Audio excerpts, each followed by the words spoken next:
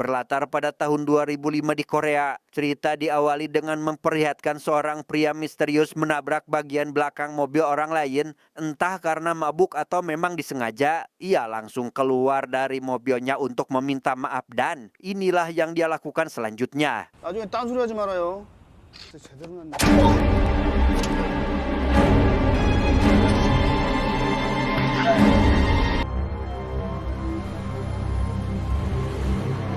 Keesokan paginya kita akan berkenalan dengan seorang anggota kepolisian bernama Taesuk. Ia yang saat ini mendatangi lokasi tempat kejadian perkara semalam menemui ahli forensik bernama Sujin untuk bertanya perihal jam berapa korban tewas. Barangkali ada kesamaan dengan kasus pembunuhan yang akhir-akhir ini sering terjadi.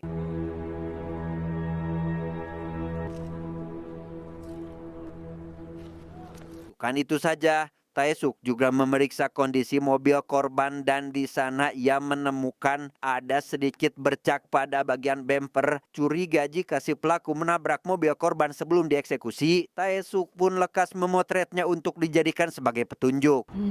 수다른 척 같기도 하고 아닌 것 같기도 하고.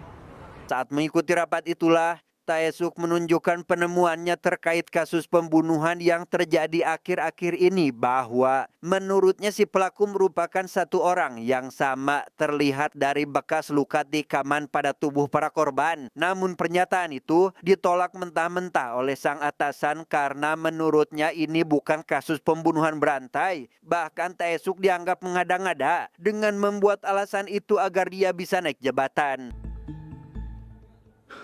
제가 승진하고 싶어서요. 승진. 범인 좀 잡아가지고. Sejenak, kita tinggalkan dulu urusan Taesuk dan beralih pada seorang ketua gangster paling disegani bernama Dongsu. Saat ini ia sedang menghadiri undangan dari temannya sesama ketua gangster, di mana si teman yang bernama Sangdo ingin agar Dongsu memberikan sebagian wilayahnya karena merasa belum puas dengan apa yang sudah dimilikinya saat ini. 미쳐놓고 백 없는 나는, 응? 형님. Sementara Dongsu tampak tenang-tenang saja, asistennya yang bernama Seong pun menentang permintaan Sangdo dan mengingatkan untuk jangan serakah karena itu jelas akan merugikan orang lain hingga terjadilah perdebatan di antara kedua asisten mereka. 네 코나 쳐 프레이 몇들이 다 뒤지를 하고 진짜. 장동수 애들 교육 잘. 저 새끼 좀 눈깔이 많아 저. Karena keduanya dianggap melanggar etika kesopanan, Dongsu pun memukul Seong sebagai hukuman dan memberitahunya agar bersikap sopan saat bos sedang berbicara. Sedangkan untuk asisten Sangdo yang bernama, kita panggil saja Samsul, Dongsu tanpa ragu mencabut 2 buah gigi bagian depan pria tersebut untuk membuat Sangdo agar ia merasa tertekan.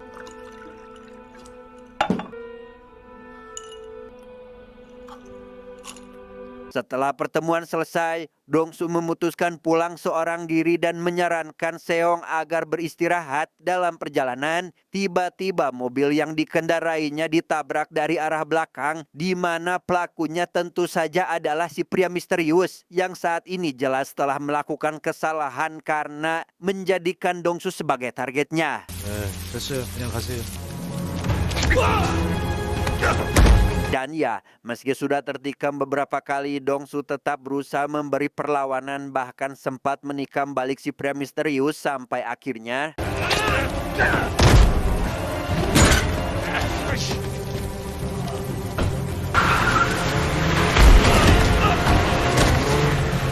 beruntung, ada warga yang menemukan Dongsu dan segera melarikannya ke rumah sakit. Dampak dari kejadian sebelumnya, Seong dan semua anak buahnya langsung menyerang markas Dongsu karena merasa curiga jika merekalah dalang di balik itu semua.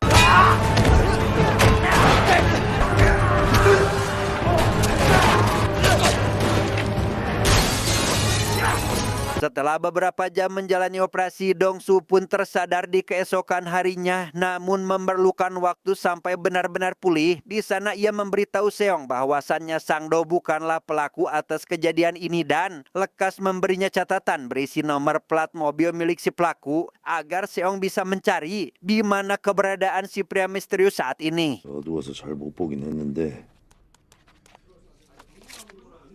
이거 어떻게든 찾아오라. 조심해 조심 그러니까. Di waktu yang sama, Dongsu kedatangan tamu yaitu Taesuk bermaksud untuk memintainya keterangan terkait kejadian semalam. Mendengar bahwa Taesuk sedang mengincar si pria misterius untuk memecahkan kasus pembunuhan berantai, Dongsu pun memilih untuk bungkam saja karena ia sendiri juga ingin mencari keberadaan si pria misterius untuk dihabisi.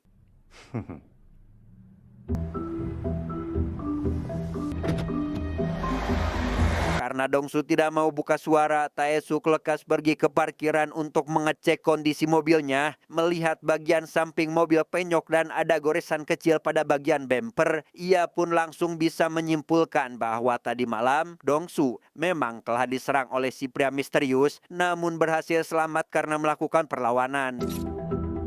맞잖아, 똥수야. Dongsu sendiri saat ini telah dipindahkan ke ruang VIP dan ditemui oleh Sangdo bukan untuk menjenguk, melainkan ingin meminta ganti rugi karena dampak dari penyerangan Seong semalam. Banyak dari anak buah Sangdo terluka parah. Tidak hanya dimintai materi, Dongsu juga diminta agar memberikan setengah dari wilayah kekuasaannya karena mulai dari sekarang reputasi atau citra nama baik Dongsu sudah pasti akan menurun. 누가 니를 이렇게 만들었는지. Sementara itu si pria misterius saat ini kembali menjalankan aksinya dan mengincar seorang supir truk yang kebetulan singgah di pom bensin. Selesai menghabisinya, ia membawa truk milik korban tanpa mengetahui jika di dalamnya masih ada kenek si supir sehingga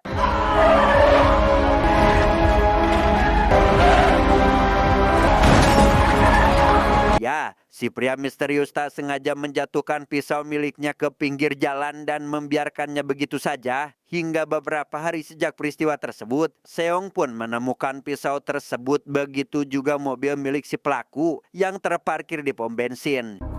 우리 형님, 그걸 버린 건지 흘린 건지 차에서 한 3-4km 떨어진 데서 애들이 주워왔습니다. Di malam itu juga Dongsu ditemui oleh Taesuk yang ingin mengajukan kerjasama dalam mencari keberadaan si pria misterius, tidak secara tulus, melainkan dengan paksaan di mana Taesuk mengancam akan memenjarakan Dongsu karena memiliki semua bukti kejahatannya, sehingga demi bisnisnya bisa tetap berjalan, Dongsu pun terpaksa menerima tawaran kerjasama tersebut. 뭘 그 다음에 어딨어? 그럼 끝이지. Tingkat cerita, esok pagi pun Caang, Dongsu mengundang Taesuk untuk datang dan lekas memberikan kunci mobil milik si pria misterius. Yang di sana, ia juga mengingatkan bahwa meski saat ini saling bertukar informasi mengenai si pria misterius, mereka akan tetap bersaing untuk bisa mendapatkan sosok itu terlebih dahulu. 먼저 잡는 사람이 갖는 거지. Setelah keduanya sepakat, Dongsu lekas menceritakan terkait kejadian malam itu dan juga memberinya sketsa wajah si pria misterius. Ia juga telah merekam suara pembicaraan mereka, begitu juga video untuk sebagai jaminan andai kata nanti Taesuk melanggar kesepakatan mereka. 뭐야?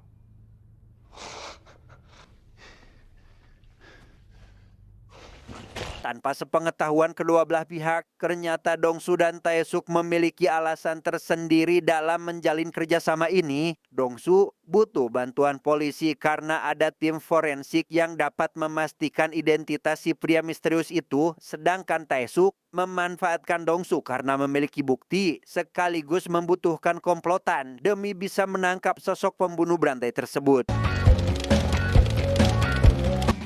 아직까지 다른 데서 놓고. Lokasi di gudang rahasia milik Dongsu, Taesuk CS mulai memeriksa mobil milik si pria misterius berharap ada sidik jari atau rambut untuk dilakukan forensik. Sedangkan Dongsu kini menyalahgunakan barang bukti berupa pisau milik si pria misterius yang memang sengaja dirahasiakan dari Taesuk untuk menghabisi Sangdo agar si pria misterius dijadikan sebagai tersangkanya.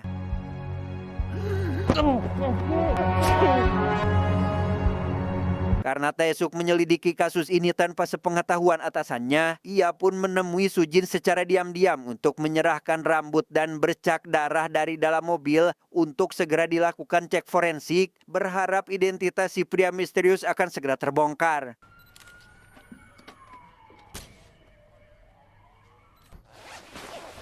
Hasil dari pengecekan lab, Sujin memberitahu Taesuk bahwa ada kesamaan DNA pada pisau yang menewaskan Sangdo, sehingga mendengar jika kemungkinan besar pembunuhnya adalah satu orang yang sama, Taesuk pun langsung bergegas untuk menemui Dongsu karena sadar jika pria itu telah menyembunyikan barang bukti sekaligus menyalahgunakannya. 형님 내가 좀 이따 다시 전화. 대답해 이 새끼야. 이게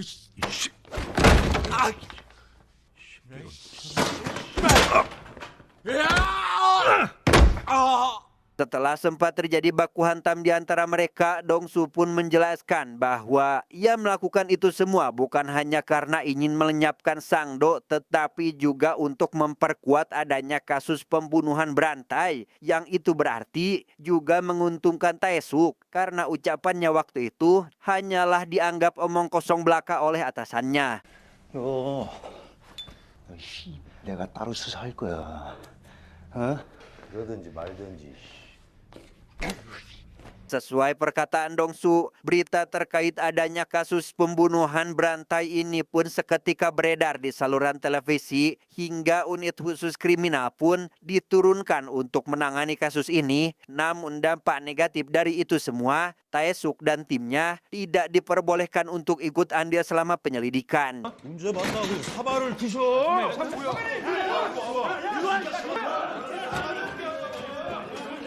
Si pria misterius sendiri kini sedang ada di sebuah perpustakaan dan kebetulan menonton berita terkait kematian Sangdo. Sadar jika dia dianggap sebagai pelaku yang telah menghabisi pria itu, ia pun lekas menghadiri acara bela sungkawa di rumah duka untuk memberikan secari kertas pada Samsul berisi pernyataan bahwa seseorang telah menggunakan pisau miliknya untuk menghabisi Sangdo. Sementara si pria mistur pergi dan kembali melakukan aksinya, kita akan melihat Dongsu dan Taesuk masih sibuk mengecek isi di dalam mobil hingga menemukan bekas noda darah pada bagian setir yang tepat saat mereka akan mengambilnya. Samsul dan anak buahnya datang ke sana untuk menghabisi Dongsu sehingga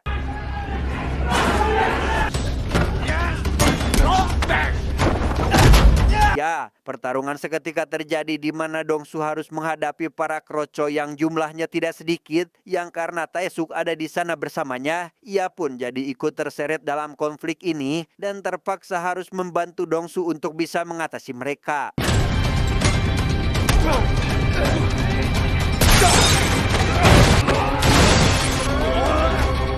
Melihat Taesuk tak sengaja menikam Samsul hingga tewas, Dongsu menyarankan agar pergi saja sedangkan dirinya akan membersihkan kekacauan di tempat ini dengan cara mengubur jasad Samsul di lahan kosong dan membungkam anak buahnya untuk merahasiakan kejadian tersebut.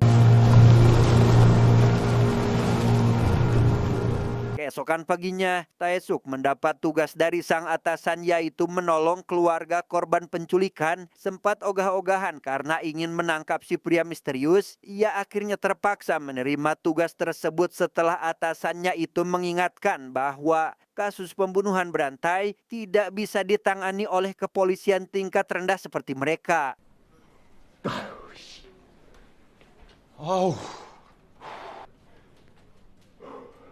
Sesampainya di rumah korban, Taesuk dan kedua rekannya menemui istri korban yang diculik bernama, kita panggil saja Yuli. Tahu jika Yuli dimintai datang ke suatu tempat untuk menyerahkan uang tebusan, ia dan rekannya itu pun langsung bersiap di posisi untuk melakukan penyergapan, tetapi 아유, 뭐 하세요?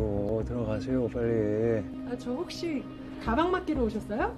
저한테 주시면 돼요. 네. 뭐야? 왜 저 아줌마한테 돈가방을 줘? 아이씨. ya, Taesuk mendapati ada seorang pria mencurigakan yang besar kemungkinan itu adalah si penculik, sehingga ia dan kedua rekannya langsung melakukan pengejaran saat itu juga dan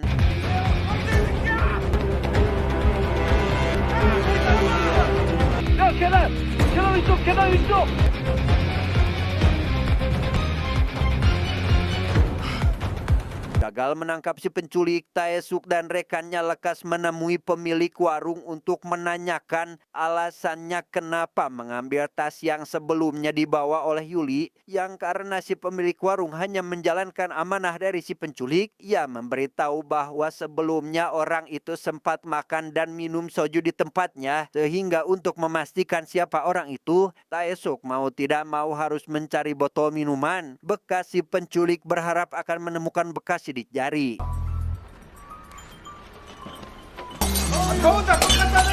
Setelah seharian memilih botol bekas, Taesuk akhirnya mengetahui identitas si penculik, namun harus memastikannya lebih dulu karena menurut Sujin ada kesamaan sidik jari dengan si pembunuh berantai. Berlokasi di rumah si tersangka, ia lekas memeriksa kamarnya karena mendapat izin dari orang tua yang bersangkutan. 문제 같은 거 없었어요? Saat mengecek kamar si tersangka itulah, Taesuk menemukan secarik foto berisi pasangan suami istri yang merupakan penghuni kamar, yang karena ada kecocokan saat menyandingkan foto si suami dengan gambar sketsa wajah, terungkaplah bahwa sosok pembunuh berantai yang selama ini dicari tidak lain dan bukan adalah pria tersebut. 2784 이번으로 알아낼 수 있는 거 싹 다 뽑아. Tanpa buang waktu, Taesuk langsung mengadakan pertemuan dengan Dongsu untuk membahas terkait si pembunuh berantai yang kini diketahui bernama Kang, karena sosok itu biasa menggunakan ponsel sekali pakai untuk memberi kabar pada orang tuanya. Diketahuilah bahwa selama ini Kang telah berpindah-pindah lokasi.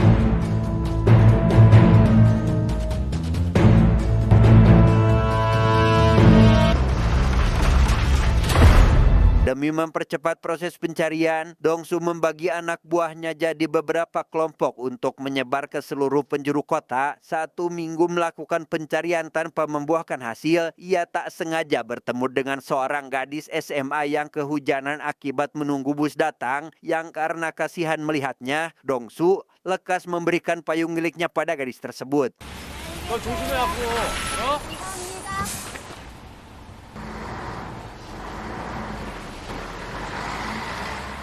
Tepat saat sedang makan bersama, Dongsu seketika dibuat terkejut saat mendapati berita dari televisi bahwa telah ditemukan jasad gadis SMA yang telah tewas dalam kondisi mengenaskan. Sadar jika korbannya adalah si gadis yang bertemu dengan dirinya tadi siang, Dongsu CS langsung kembali melakukan pencarian saat itu juga. 이 새끼 분명 이 안에 있어. 다들 긴장해.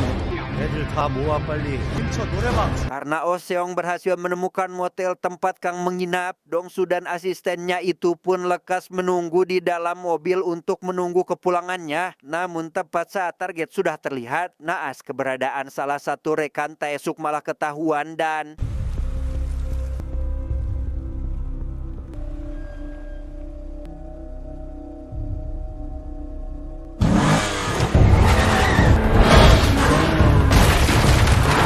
di sana terjadilah aksi kejar-kejaran di mana Dongsu dan Taesuk kini saling bersaing untuk menangkap Kang, karena sesuai perjanjian di awal, siapa yang menangkap Kang lebih dulu berhak membawanya.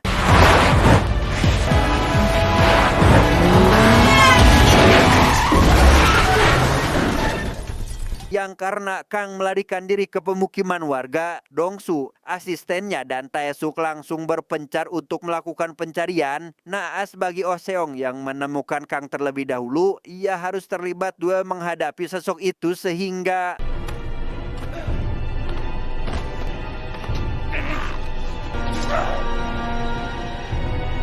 melihat rekannya sekarat, Dongsu dengan berat hati harus meninggalkannya karena harus memprioritaskan penangkapan Kang lebih dulu. Hingga setibanya di sebuah tempat karaoke, ia lekas masuk ke sana karena melihat bercak darah yang mengarah ke tempat tersebut.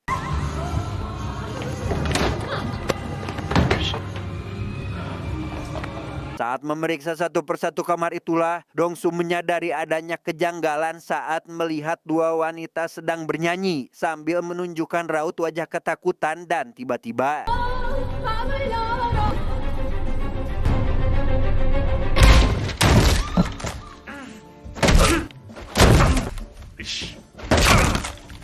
Beres menghajar Kang sampai tak berdaya, Dongsu menyeretnya keluar dari tempat karaoke dan membawanya ke markas rahasia untuk dieksekusi. Tanpa dia sadari, Taesu kini sedang dalam perjalanan menuju ke sana untuk mengambil alih Kang sehingga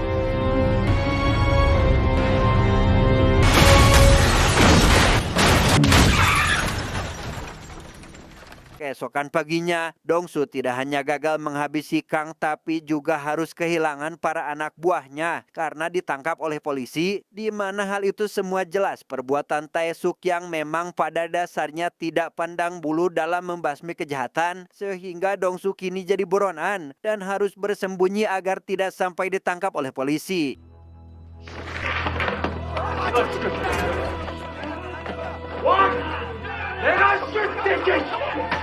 Singkat cerita, hari persidangan pun tiba. Karena tidak adanya bukti kuat bahwa Kang telah melakukan tindak kejahatan, tanpa diduga Dongsu menghadiri acara tersebut dan akan jadi saksi kunci selaku korban yang selamat dengan menceritakan terkait kronologi kejadian dan menunjukkan bekas luka tikaman pada malam itu.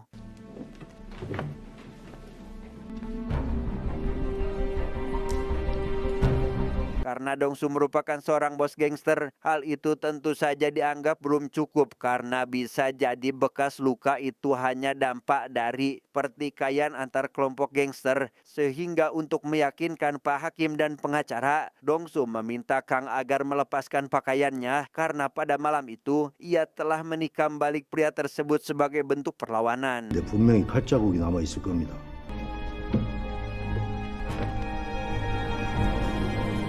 Alhasil, Kang pun dinyatakan bersalah dan mendapat hukuman penjara seumur hidup. Hingga 1 bulan setelah kejadian tersebut, Dongsu juga dijebloskan ke dalam penjara dan bertemu lagi dengan anak buahnya yang sudah lebih dulu ada di sana. Namun kejutan yang sesungguhnya adalah Dongsu disatu penjarakan dengan Kang karena alasannya menyerahkan diri dan mau jadi saksi kunci adalah karena dia telah membuat kesepakatan baru dengan Taesuk, yaitu ingin disatu selkan dengan Kang untuk membuat hari-harinya bagaikan berada di neraka.